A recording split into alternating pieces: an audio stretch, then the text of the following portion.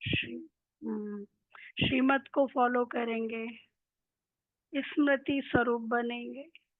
बाबा ने कहा मन मना भव, ये मंत्र याद रखो, क्योंकि बंधन मतलब नीचे की चीजें, जो भारी चीजें होती है, नीचे की चीजें वो अपनी तरफ खींचती हैं। मन मना भव ऊपर की चीज, जितना ऊपर उठेंगे उतना नीचे की चीजों से मुक्त होते जाएंगे।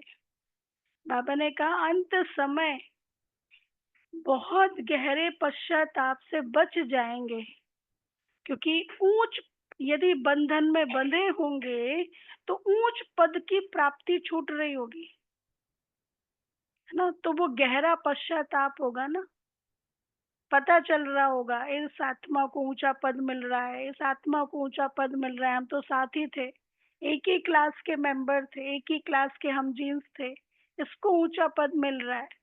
तो बाबा ने कहा विशेष ऊंच पद, उस समय गहरा पश्चाताप होगा। और सिंपल तरीका जो बाबा ने बताया है, चलते फिरते देह भान से मुक्त, क्योंकि देह भान की स्थिति से ही देही अभिमानी स्थिति रहती है। अब मुरली सुनते समय में भी ये अभ्यास कर सकते हैं कि मैं आत्मा बाबा की मुरली सुन रही हूँ ना। यहाँ पे भी यदि हम लेबल्स लगाएं, मैं सीनियर, मैं जूनियर, मैं वर्षों का, मैं मुरली सुन, तो ये भी तो देह भान है ना, ये भी देह भान है ना। तो देह भान से मुक्त यहाँ पर ही मैं आत्मा बाबा मुझे मुरली सुना रहा है, और फिर यही देह भान से मुक्त की स्थिति ही देही अभिमानी स्थिति बन जाती। तो आज बाबा ने कहा बंधन मुक्त बनना है, और आज की मुरली के मुख्य 5 पॉइंट, जिस बेस पर ही सारी मुरली है, इन 5 पॉइंट पर, इन 5 पॉइंट पर 5 रतन कह सकते हैं। पहला है, बाबा ने कहा हम युद्ध के मैदान में गुप्त वॉरियर्स हैं। हम सब कहाँ खड़े हैं? युद्ध के मैदान में ना। रावण माया से हमारी युद्ध है, हमारा एक चित्र भी है ना इसका। युद्ध के मैदान में गुप्त वॉरियर्स है। अच्छा, हम सबके सबसे अच्छे सर्वेंट कौन से हैं? हमारे सबसे अच्छे सर्वेंट कौन से हैं? हाँ, प्रकृति। बाबा ने कहा ये जो नेचुरल कैलेमिटीज है, ये जो होती है, ये हमारे सबसे अच्छे सर्वेंट है। फिर बाबा ने कहा hear no evil, see no evil, talk no evil. 4 रतन, इस एक जन्म अगर पवित्र रहेंगे, इस पर भी बाबा ने बहुत फोकस किया आज। इस एक जन्म अगर पवित्र रहेंगे तो 21 जन्म स्वर्ग में पुण्य आत्मा बन जाएंगे, ऊंचा पद मिलेगा। इस एक जन्म, बस एक जन्म में भी कितना समय रह गया ना, कितने साल रह गए। तो बाबा बस कहते इस एक जन्म पवित्र रहना है, फिर निर्बंधन उड़ता पंछी बनना है। कोई भी बंधन, कैसे पता चले कि ये मेरे को बांध रहा है, इस बंधन में मैं बंधी हुई हूँ? कैसे पता चले, कैसे चेकिंग हो, कैसे?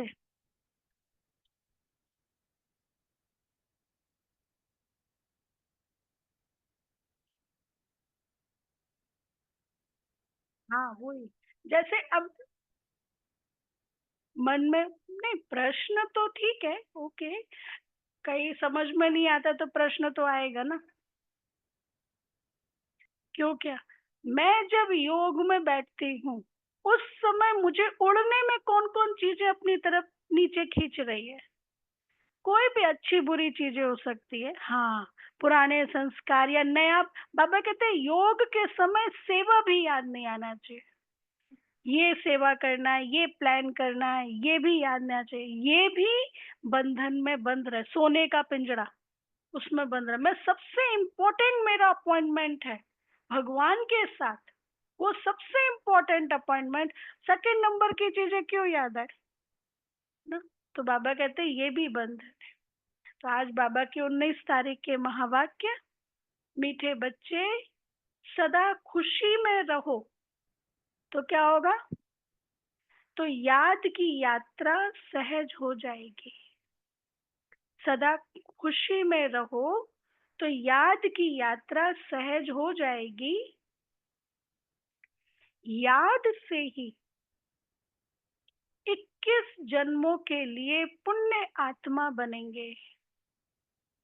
याद से ही 21 जन्मों के लिए पुण्य आत्मा बनेंगे। अच्छा, प्रश्न है, तुम्हारे सबसे अच्छे सर्वेंट व गुलाम कौन है? प्रकृति के पांचों तत्व। कौन है हमारे सबसे अच्छे सर्वेंट? आद्या बता रही है, कौन है हमारे सबसे अच्छे सर्वेंट? बाबा। बाबा? नहीं नहीं, नहीं, बाबा को तो हम सर्वेंट नहीं बनाते ना। गुलाम। हम्म। गुलाम। बाबा ने कहा नेचुरल कैलेमिटीज व साइंस की इन्वेंशन ना, जिससे सारे विश्व का किचड़ा साफ होता है, यह तुम्हारे सबसे अच्छे सर्वेंट व गुलाम है, जो सफाई में मददगार बनते हैं। बाबा कहते हैं ये नेचुरल कैलेमिटीज तुरंत कोई झाड़ू भी लगा देती है ना, जो सफाई में मददगार बनते हैं। सारी प्रकृति तुम्हारे अधिकार में रहती है। क्यों? क्योंकि इस देह में रहते हुए इस देह को कंट्रोल में किया है, इसलिए वो प्रकृति भी बात मानती है। जितना स्व के ऊपर कंट्रोल है, जो स्व एक इंचार्ज कौन बन सकता है? जिसका इनसाइड चार्ज है। एक प्रशासन अच्छा कौन संभाल सकता है? जिसका स्व प्रशासन अच्छा है। अच्छा, ओम शांति। मीठे मीठे रूहानी बच्चे क्या कर रहे हैं? बाबा पूछ रहे। मुरली सुन रहे। बच्चे क्या कर रहे हैं? सुनो, युद्ध के मैदान में खड़े हैं। खड़े तो नहीं हो, तुम तो बैठे हो ना। तुम्हारी सेना कैसी अच्छी है। इनको कहा जाता है रूहानी बाप की रूहानी सेना। हम किसकी सेना में है? रूहानी बाप की रूहानी सेना। रूहानी बाप के साथ योग लगाकर रावण पर जीत पाने का कितना सहज पुरुषार्थ कराते हैं। तुमको कहा जाता है तुम गुप्त वॉरियर्स, गुप्त महारथी हो। 5 विकारों पर तुम विजय पाते हो, उसमें भी पहले नंबर पर विजय पाते हो। और देह अभिमान, पहले नंबर पर विजय पाते हो। देह अभिमान। बाप विश्व पर जीत पाने व विश्व में शांति स्थापन करने के लिए कितनी सहज युक्ति बताते हैं। तुम बच्चों बिगर और कोई ये युक्ति नहीं जानते। तुम विश्व में क्या कर रहे हो? हाँ, शांति का राज्य स्थापन कर रहे हो। कितना बड़ा टास्क मिला है। हाँ, पूरे विश्व में, सिर्फ अपने घर में नहीं ना, पूरे विश्व की जिम्मेवारी मिली है। अब सोचो, एक घर में ही शांति लाना हो और पूरे विश्व में लाना हो और पूरे युग को शांत करना हो ना, तो इतना बड़ा टास्क मिला है। वहां शांति दुख रोग का नाम निशान नहीं होता। यह पढ़ाई तुमको नई दुनिया का मालिक बनाती है।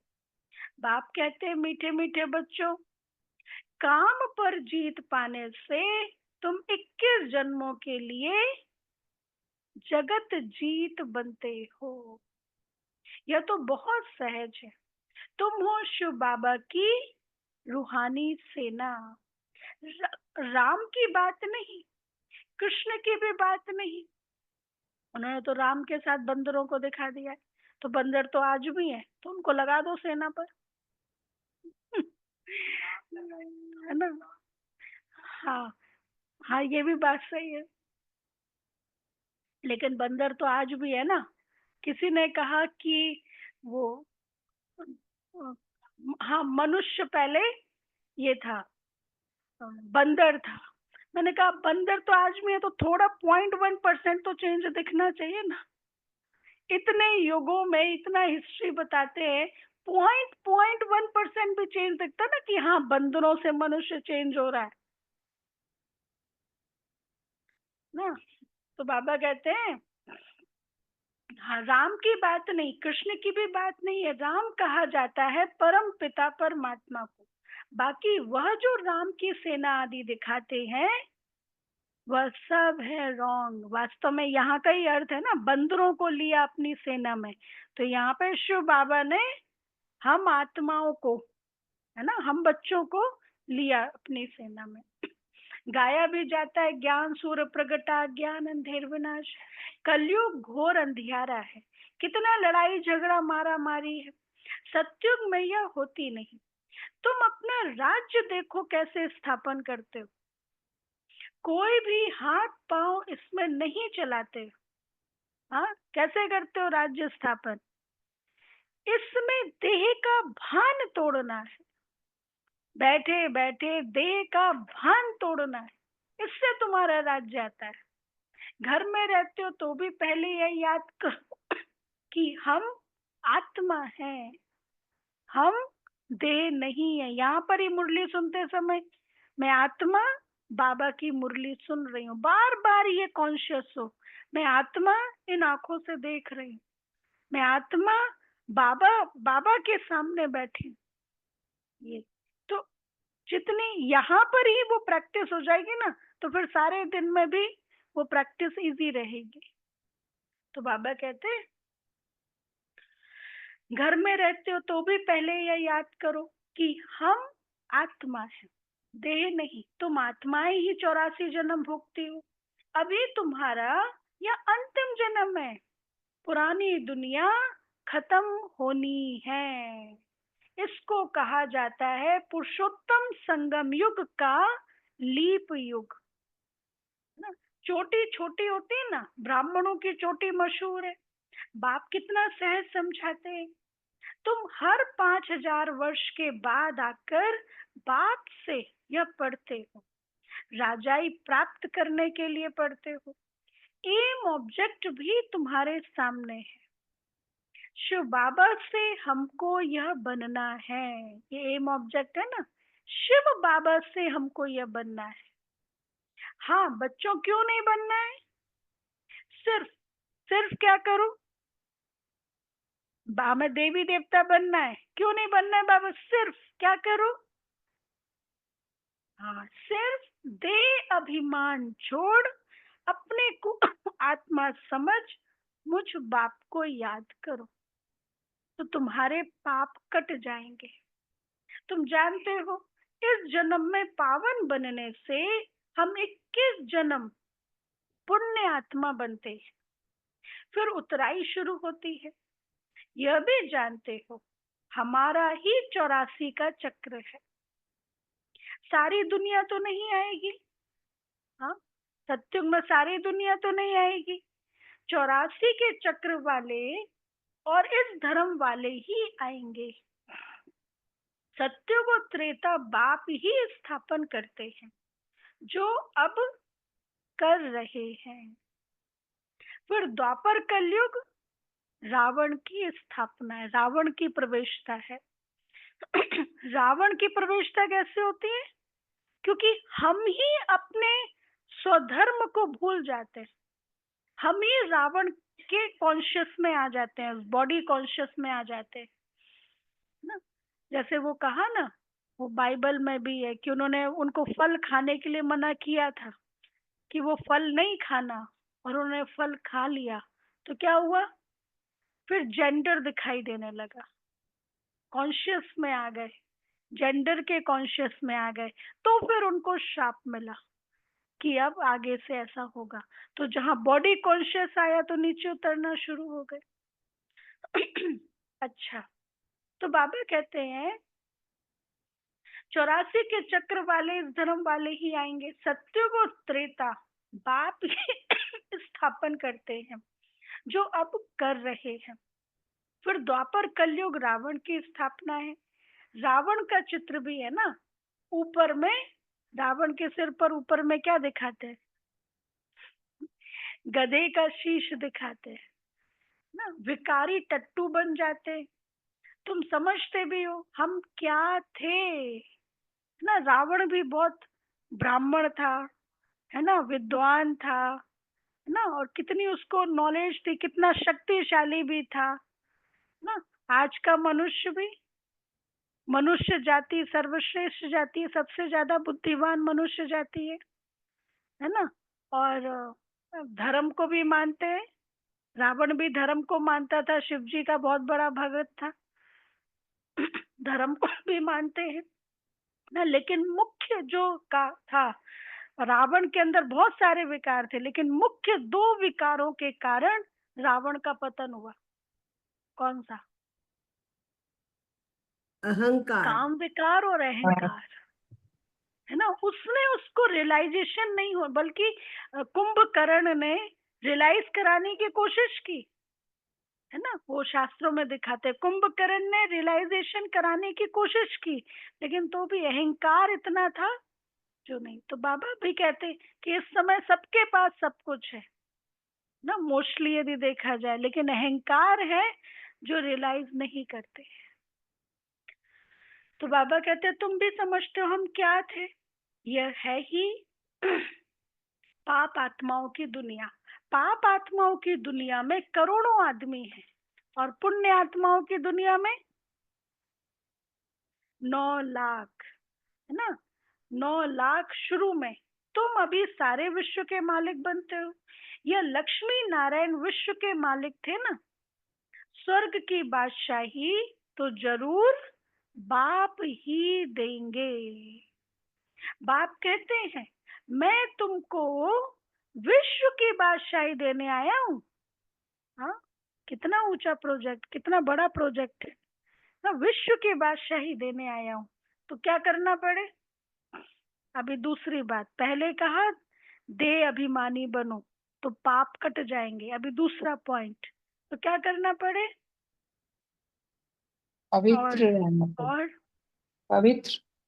पावन जरूर बनना पड़े। पावन मतलब कैपेबल बना रहे हैं, तभी तो वो राज्य देंगे। शिव बाबा हमें सत्युग की चाबी दे दे, हाँ, और पावन नहीं है तो कैसा होगा, है ना। तो बाबा कहते हैं पावन जरूर बनना पड़े, सो भी यह अंतिम जन्म मृत्यु लोक का पवित्र बनो। इस पुरानी दुनिया का विनाश सामने तैयार है। बॉम्ब आदि सब ऐसे तैयार कर रहे हैं जो वहां घर बैठे खलास कर देंगे। कहते भी हैं घर बैठे पुरानी दुनिया का विनाश कर देंगे, है ना। कितना मटेरियल है वेपन्स का। वो बता रहे थे, वो गीता दीदी ओआरसी में आए थे, गीता दीदी नहीं, मधुबन के गीता दीदी, ये वाले नहीं, गीता दीदी मधुबन वाले। इतना वेपन्स है, न्यूक्लियर वेपन्स इतना है, जो ऐसे ही 16,000 पृथ्वियों का विनाश हो सकता है। वो कोर्स करा रहे थे टीचर्स को, ट्रेनिंग कुमारियों को, तो उसमें वो बता रहे थे कि इतना वेपन्स है। वो चित्र समझा रहे थे वहां पे, है ना।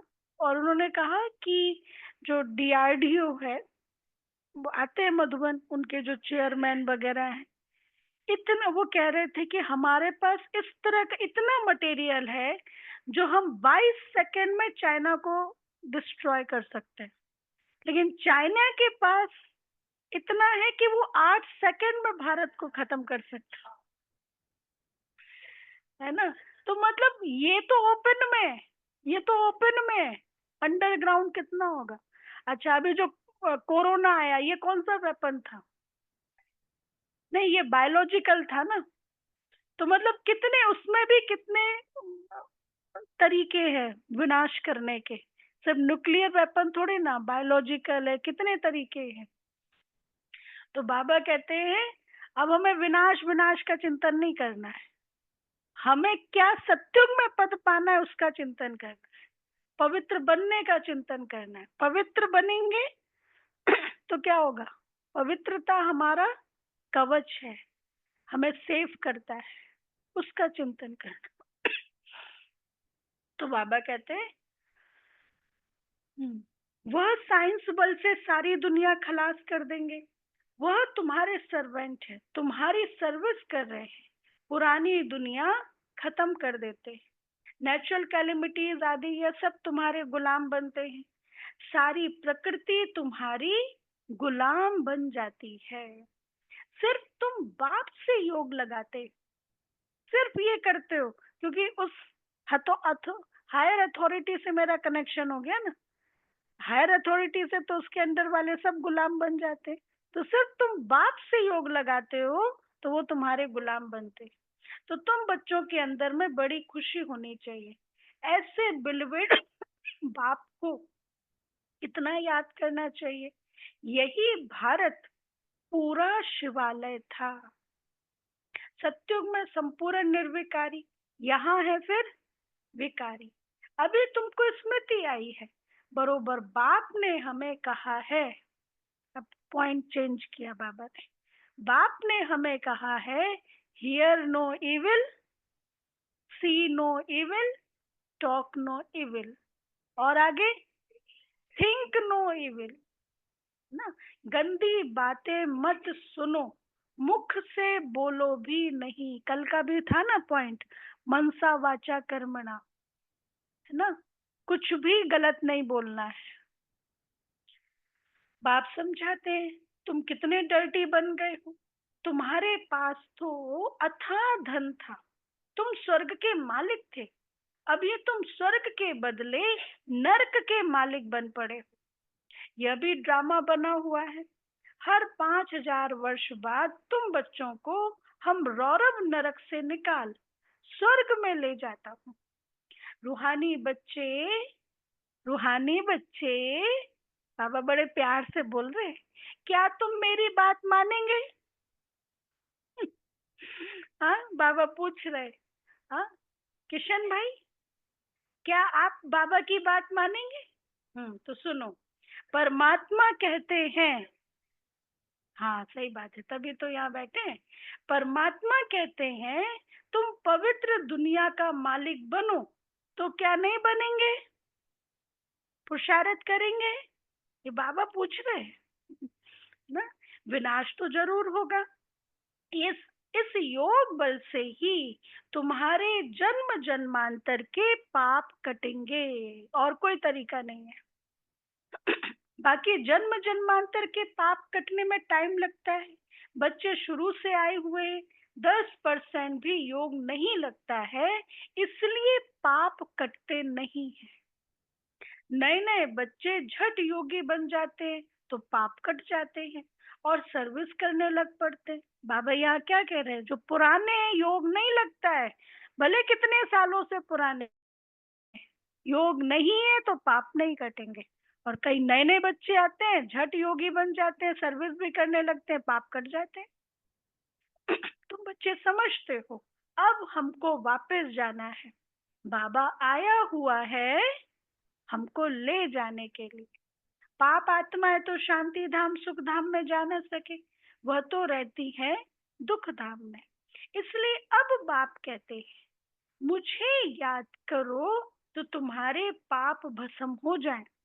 अरे बच्चे गुलगुल बन जाओ, कल भी था ना, गुलगुल बन जाओ, मतलब किसी भी तरह का कोई दाग ना रहे, एकदम गुलगुल फूल, दैवी कुल को कलंक नहीं लगाओ। तुम विकारी बनने के कारण क्या हुआ? सबसे पहला, हाँ, विकारी बनने के कारण सबसे पहला रिफ्लेक्शन क्या हुआ? दुख। तुम विकारी बनने के कारण दुखी बन गए हो, यह भी फिर ड्रामा का खेल बना हुआ है। पवित्र नहीं बनेंगे तो पवित्र दुनिया स्वर्ग में नहीं आएंगे ना? भारत स्वर्ग था, कृष्णपुरी में था, अभी नरकवासी है। तो तुम बच्चों को तो खुशी से विकारों को छोड़ना चाहिए। क्या मैं सत्युग में जाना है, नरकवासी से स्वर्गवासी बनना है, तो खुशी से विकारों को छोड़ना चाहिए। विष पीना फट से छोड़ना है। विष पीते पीते तुम वैकुंठ में थोड़े ही जा सकेंगे। अभी यह बनने के लिए तुमको पवित्र बनना है। अब देखो, मैं सोच रही थी, मतलब क्या ये लैंग्वेज चलती रहेगी कि अभी बनना है, हाँ अभी छोड़ना है, या छूट गया? हाँ, अंत तक तो नहीं चलेगा ना ये लैंग्वेज, अभी बनना है, अभी करना है, या कर लिया। ये नहीं रहेगा, शरीर भी नहीं रहेगा, है ना। चलो, बहुत सारी चीजें हैं, मंजिल बहुत ऊंची है। एक चीज पर तो मतलब बहुत कुछ चीजों पर तो हो ना कि हाँ ये मेरे जीवन से ये विकार डिलीट हो गया।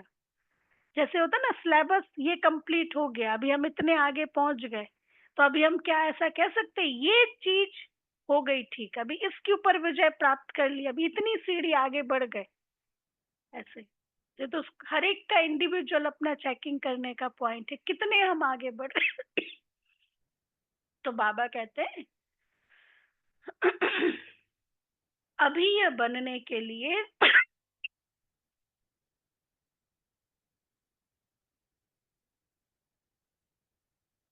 अभी ये बनने के लिए तुमको पवित्र बनना है। तुम समझा सकते हो इन्होंने ये राजाई कैसे प्राप्त की है? जरूर राजयोग से प्राप्त की है, यह पढ़ाई है ना। जैसे बैरिस्ट्री योग, सर्जन योग होता है, सर्जन से योग तो सर्जन बनेंगे। यह फिर है भगवानुवाच, रथ में कैसे प्रवेश करते हैं। कहते हैं बहुत जन्मों के अंत में मैं इनमें बैठ तुम बच्चों को नॉलेज देता हूँ। जानता हूँ यह विश्व के मालिक पवित्र थे, अब फिर पतित कंगाल बने हैं। फिर पहले नंबर में यह जाएंगे, इसमें ही प्रवेश कर तुम बच्चों को नॉलेज देते हैं। किसमें? ब्रह्मा के तन में प्रवेश कर तुमको नॉलेज देते हैं। बेहद का बाप कहते हैं बच्चे, फिर से पॉइंट आया, बच्चे पवित्र बनो तो तुम सदा सुखी बनेंगे। कहते भी है ना, पवित्रता सुख शांति की जननी है। अपवित्रता दुख ही देती है। भले मान लो जिस समय अपवित्र कर्म कर रहे हो उस समय दुख नहीं होगा, लेकिन आत्मा तो अपवित्र बन गई ना, तो पाप कर्म करवा देता है। जैसे पुण्य कर्म होते हैं तो सुख मिलता है, जाने अनजाने में सुख मिलता है। पाप आत्मा बनाया तो जाने अनजाने में दुख भी मिलेगा। फिर कहेंगे ऐसा कौन सा कर्म किया जो मुझे दुख मिल रहा है? क्योंकि आपने अपनी आत्मा को अपवित्र बनाया था। तो बाबा कहते हैं पवित्र बनो तो सदा सुखी बनेंगे। सत्युग है अमर लोग, द्वापर कलयुग है मृत्यु लोग। कितना अच्छी रीति बच्चों को समझाते हैं। यहाँ देही अभिमानी बनते हैं, फिर देह अभिमान में आकर माया से हार खा लेते। हार क्यों होती है? देह अभिमान। माया की एक ही तोप ऐसी लगती है जो एकदम गटर में गिर पड़ते हैं। बाप कहते हैं यह गटर है, देह अभिमान। चलो, बाहर की चीजों का तो पता चलता है, मतलब बड़े बड़े रूप का देह अभिमान तो खत्म हो गया, लेकिन सूक्ष्म देह अभिमान, सूक्ष्म देह अभिमान क्या होता है? वो आए थे ना, वो महात्मा जी आए थे ना, उन्होंने बताया था ना, परमानंद जी ने सूक्ष्म देह अभिमान क्या बताया था। हुँ? सूक्ष्म देह अभिमान क्या होता है? मैंपन। मैंपन में भी क्या, आप तरक्की कर रहे हैं, आपकी लोग तारीफ कर रहे हैं, वाहवाही कर रहे हैं, तो भी वो रिंचक मात्र भी मुझे मन के ऊपर असर ना पड़े, है ना। वो वाहवाही, आपका बहुत अच्छा पुरुषार्थ चल रहा है, बहुत अच्छे पुरुषार्थी हैं, बहुत अच्छे ज्ञानी हैं, बहुत अच्छे योगी हैं, लेकिन वो कॉन्शियस में भी ना आए कि मैं बहुत अच्छे ज्ञानी हूँ, मैं बहुत अच्छा योगी हूँ। ये है सूक्ष्म देह अभिमान, ये भी अभिमान। इसलिए बताते ना साधु महात्माएं, हमारा जो एक चित्र है, 6 विकार वाला चित्र है, वो देखा होगा प्रदर्शनी के चित्र में, राजयोग की विधि एंड सिद्धि, उसमें 6 विकार हैं, काम, क्रोध, लोभ, मोह, अहंकार और गुरूर। और उसमें नीचे बैठा है एक गुरु, महात्मा बैठा है, देखा है? हाँ, पुरानी वाली जो कोर्स की बुक है उसमें। मतलब कि मैं बहुत अच्छा ज्ञानी हूँ, ये भी विकार है, ये भी नहीं आना चाहिए। तो बाबा कहते हैं ये सूक्ष्म देह अभिमान को भी तोड़ना है, क्योंकि ऊंच पद की प्राप्ति में तो हर तरह का विकार बाधक है। अच्छा, तो बाबा कहते हैं बाप कहते हैं यह गटर है, देह अभिमान क्या है? गटर है। यह कोई सुख थोड़े ही है। स्वर्ग तो फिर क्या, इन देवताओं की रहनी करनी देखो कैसी है। नाम ही है स्वर्ग, तुमको स्वर्ग का मालिक बनाते हैं, फिर भी कहते हैं, बाबा कहते हैं मैं तुमको स्वर्ग का मालिक बनाता हूँ, फिर भी कहते हैं हम विष जरूर पिएंगे। तो स्वर्ग में, बाबा कहते हैं तो फिर स्वर्ग में आ नहीं सकेंगे, सजा भी फिर बहुत खाएंगे। तुम बच्चों की माया से युद्ध है। देह अभिमान में आकर बहुत छी काम करते हैं, समझते हैं हमको कोई देखता थोड़े ही है। क्रोध लोभ तो प्राइवेट नहीं होता है, काम में प्राइवेसी चलती है, फिर काला मुंह करते हैं, काला मुंह करते करते फिर गोरे से एकदम काले बन जाते हैं। तो तो सारी दुनिया तुम्हारे पिछाड़ी आ गई। सत्युग से काला मुंह करते करते जैसे हम हुए तो सारी दुनिया तुम्हारे पिछाड़ी आ गई। ऐसी पतित दुनिया को बदलना जरूर है। बाप कहते हैं, अभी बहुत स्ट्रॉन्ग वर्ड बाबा ने बोला। हाँ, कौन सा वर्ड बोला होगा? यही पतित वाली बात चल रही ना, काम विकार वाली बात चल रही है। तो बाप कहते हैं तुमको शर्म नहीं आती है? किसी को डांट लगाते ना, तो आज बाबा का वो वाला स्वरूप है। तुमको शर्म नहीं आती है? तो एक जन्म के लिए पवित्र नहीं बन सकते हो? सिर्फ एक जन्म ही तो भगवान कह रहा है। भगवान हमसे मतलब भगवान करे डिमांड तो कितनी बड़ी बात है। राष्ट्रपति कहे कि ऐसा थोड़े समय के लिए करो तो कितनी बड़ी बात है। तो यहाँ तो सुप्रीम अथॉरिटी हमसे कह रहा है एक जन्म के लिए पवित्र नहीं बन सकते। भगवानु वाच, काम महाशत्रु है। वास्तव में तुम स्वर्गवासी थे तो बड़े धनवान थे। बात मत पूछो। बच्चे कहते हैं बाबा हमारे शहर में चलो। अब बाबा ने पॉइंट चेंज किया। बच्चे कहते हैं बाबा हमारे शहर में चलो, तो बाबा ने क्या कहा होगा? क्या कांटों के जंगल में बंदरों को देखने चलूं? देखो बाबा किस दृष्टि से देखते हैं। अच्छा,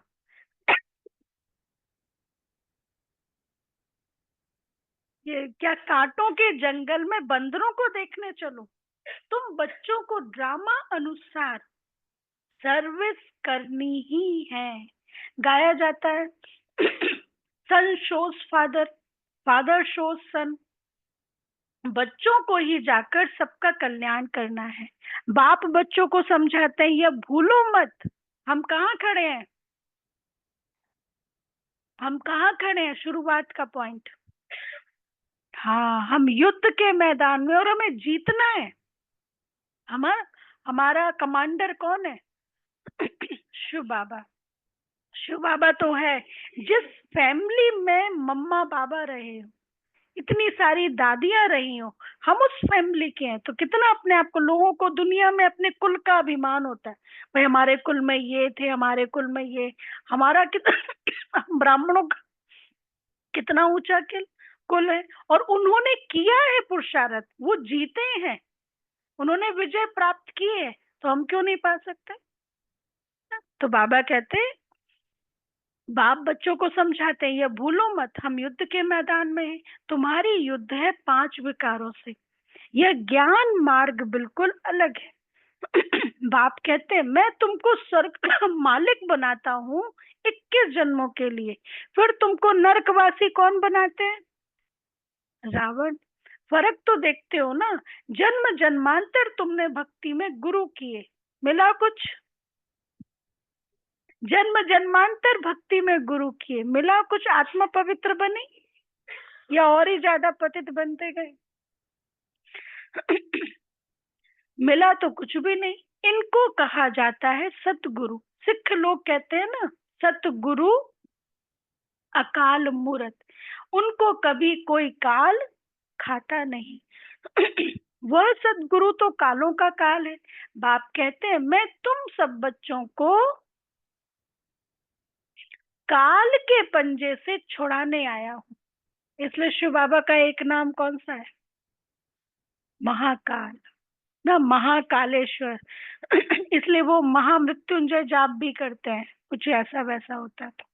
तो बाबा महा काल के पंजे से छुड़ाते हैं, अर्थात कहाँ छुड़ाते हैं? कहाँ छुड़ाते हैं, कैसे छुड़ाते हैं? हम्म? हाँ, सत्युग में।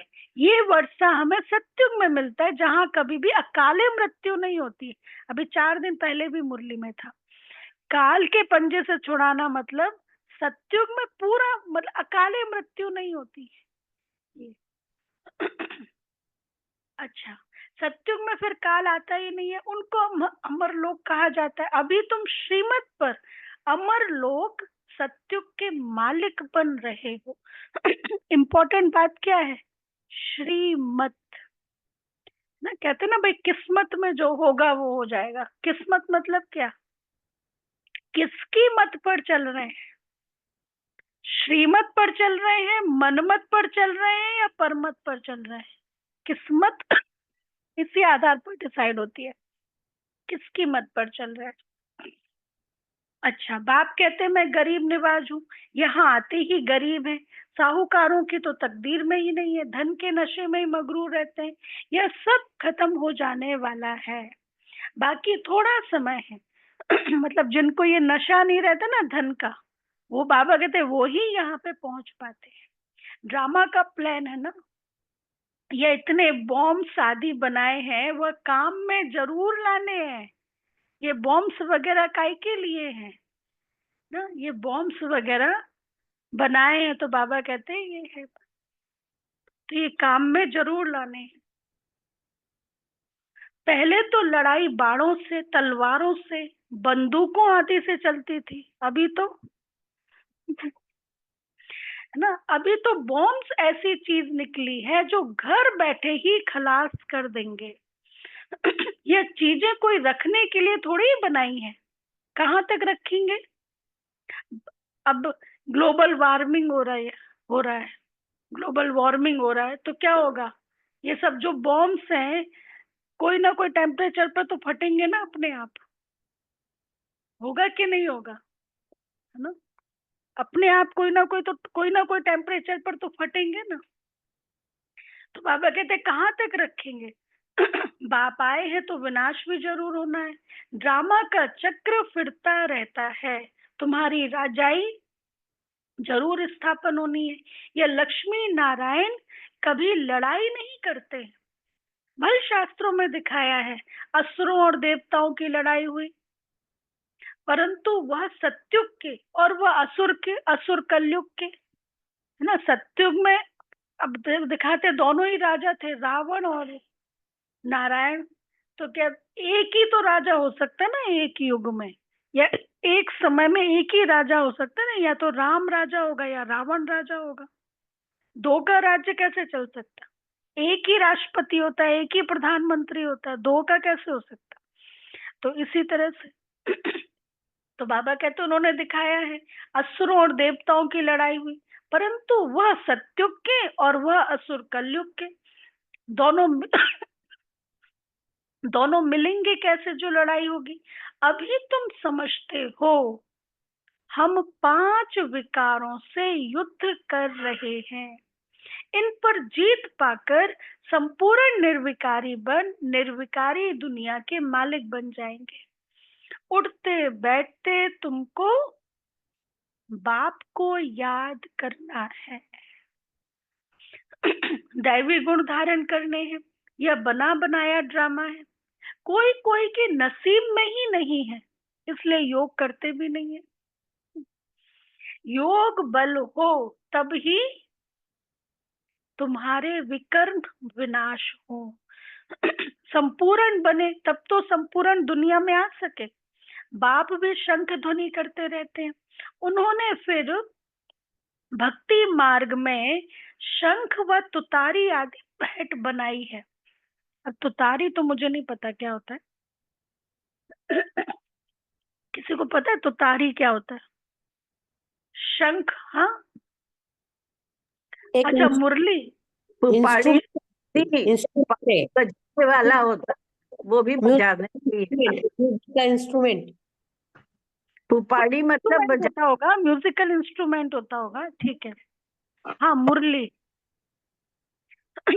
अच्छा, ऐसे होती है वो, शहनाई की तरह।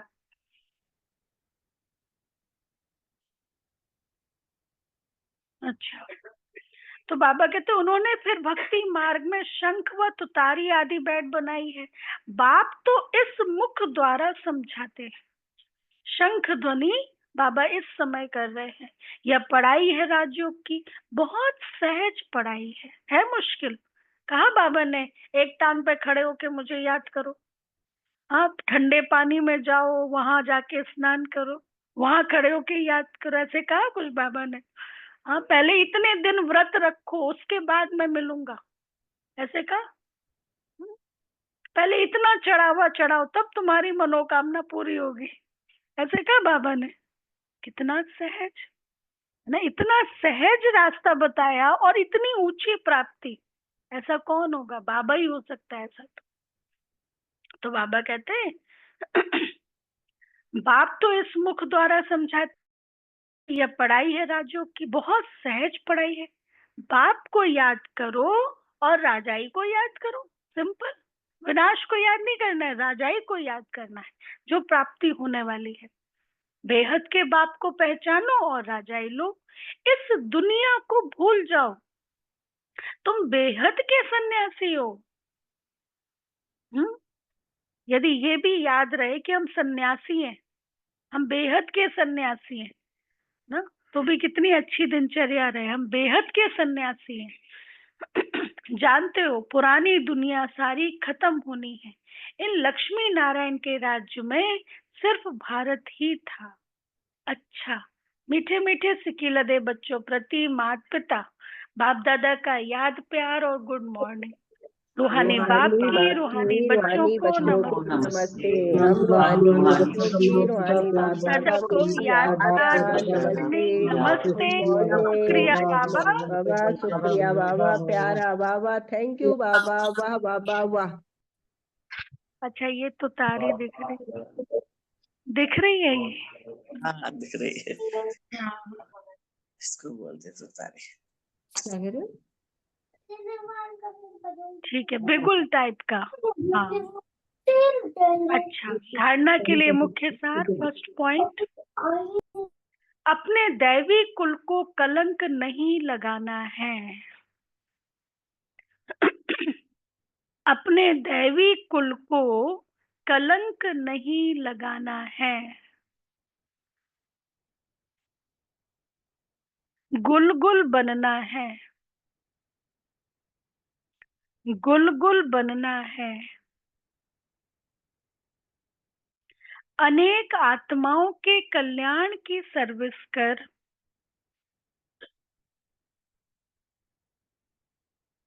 अनेक आत्माओं के कल्याण की सर्विस कर बाप का शो करना है।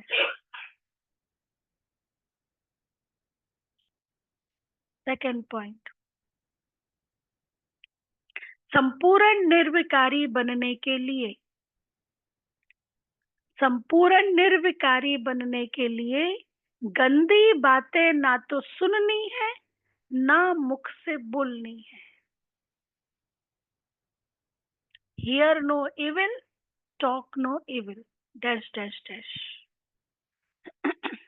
गंदी बातें ना तो सुननी है ना मुख से बोलनी। जिस चीजों का चिंतन करते हैं, बार बार चिंतन करते, तो वो चित्त में बैठ जाता है। चित्त मतलब संस्कार। और कब जो चित्त में बैठ गया, वो फिर संस्कारों में रिपीट हो जाता है, कर्म में रिपीट हो जाता है। हमें पता नहीं चलता कब ये संस्कार आ गया सामने, क्योंकि कभी ना कभी उस बात का चिंतन किया था, है ना। तो इसलिए बाबा कहते हैं संपूर्ण निर्विकारी बनने के लिए गंदी बातें ना तो सुननी है ना मुख से बोलनी है। देह अभिमान के वश हो कोई छीछी काम नहीं करने हैं। देह अभिमान के वश हो कोई भी छीछी काम नहीं करने हैं। वरदान। मन मनाभव के मंत्र द्वारा, मन मनाभव के मंत्र द्वारा मन के बंधन से छूटने वाले निर्बंधन ट्रस्टी भव। निर्बंधन ट्रस्टी भव। डिटेल। कोई भी बंधन पिंजड़ा है, कोई भी बंधन पिंजड़ा है। पिंजड़े की मैना अब निर्बंधन उड़ता पंछी बन गई। अगर कोई तन का भी बंधन, तन का बंधन भी है, तो भी मन उड़ता पंछी नहीं है।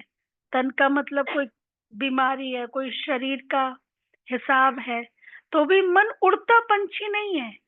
क्योंकि मन मनाभव होने से मन के बंधन छूट जाते हैं।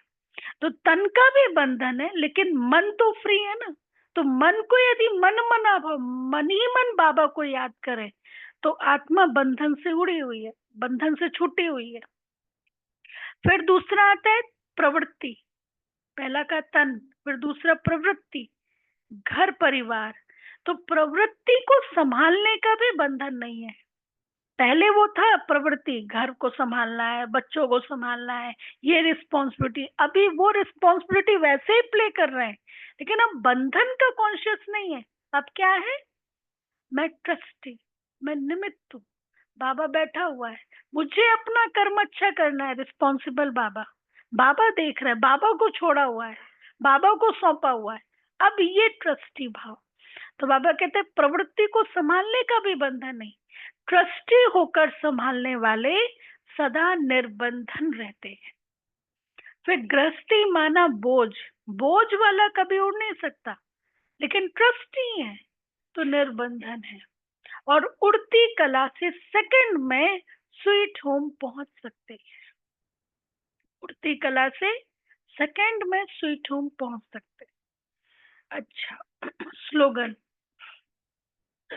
उदासी को अपनी दासी बना दो, उसे चेहरे पर आने ना दो। सत्युग में भी दास कौन बनेगा? जो यहाँ सदा उदास रहता है, कोई ना कोई चीज का रोना रोता रहता है ना।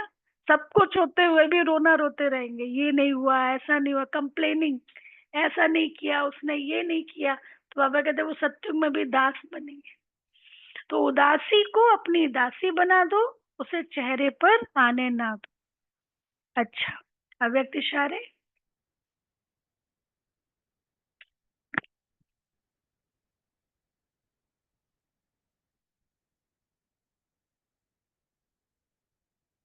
बच्चे जब पुरुषार्थ नहीं कर पाते हैं तो क्या करते हैं?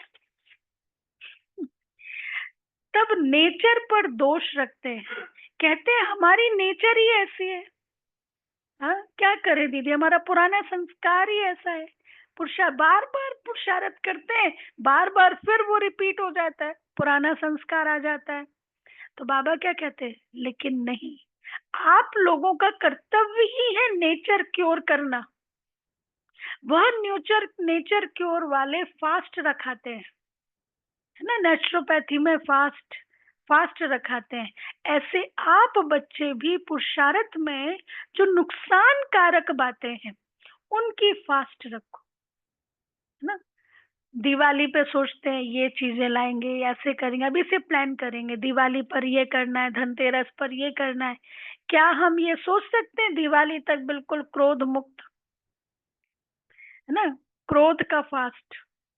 वो तो दीदी ने भी होमवर्क दिया था ना कि अभी क्रोध मुक्त, बिल्कुल क्रोध नहीं आना चाहिए। मतलब हर एक अपना कोई ना कोई, दिवाली तक अमृत वेला पावरफुल, दिवाली तक रोज मुरली क्लास, सुबह बाबा की जो मुरली होती है वहां पे, दिवाली तक रोज बाबा को चार्ट अच्छे से लिख के देना है, दिवाली तक कोई भी नेगेटिव वेस्ट किसी के लिए ना आए। जैसे वो किचड़ा साफ करते हैं, ये भी तो किचड़ा साफ करना है। किसी भी तरह का मेरे मन में छोटे छोटे टारगेट, दिवाली तक किसी भी तरह के किसी के लिए भी मुझे नेगेटिव वेस्ट नहीं सोच। तो ऐसे बाबा कहते हैं, ऐसे फास्ट रखो और प्रतिज्ञा करो कि ये करके ही छोड़ूंगा, बनकर ही छोड़ूंगा। जब इतना निश्चय बुद्धि बनेंगे तब विजयी बनेंगे। अच्छा, ओम शांति।